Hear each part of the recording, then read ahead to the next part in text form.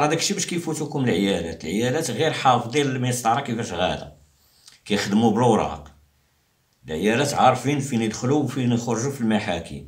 وعاد زيد عن ذلك وحاول تخرج العريفه تمشي تثبت الظلم ولا تثبت الاعتداء. راه عندك مسالك قانونيه انت كراجل باش انك تجيب الابناء ديالك اللي عندك بطرق قانونيه.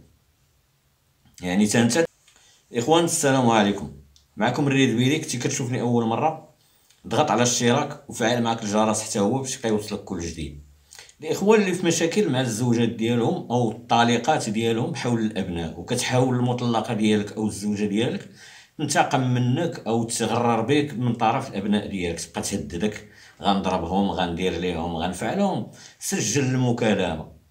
واذا كانوا فعلا الابناء ديالك تعرضوا للعنف، جاء خايل المخزن، سير عند البوليس دير ديكلاراسيون ديالك، سير عند وكيل الملك قدم ديكلاراسيون ديالك، وحاول تخرج العريفه تمشي تثبت الظلم ولا تثبت الاعتداء. راه عندك مسالك قانونيه انت كراجل باش انك تجيب الابناء ديالك اللي عندك طرق قانونيه.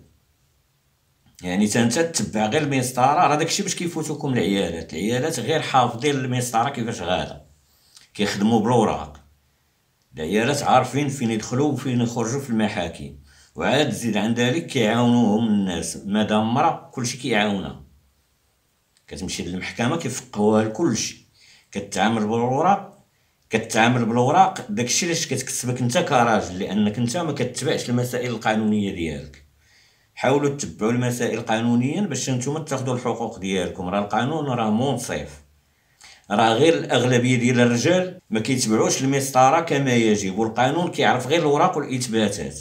هي اللي كتعرف المراه، كتمشي كتجمع الاوراق كتلقاها ناضيه مسوقره، الراجل كيبقى محلول حتى كديروا ليه المراه. تحياتي للجميع.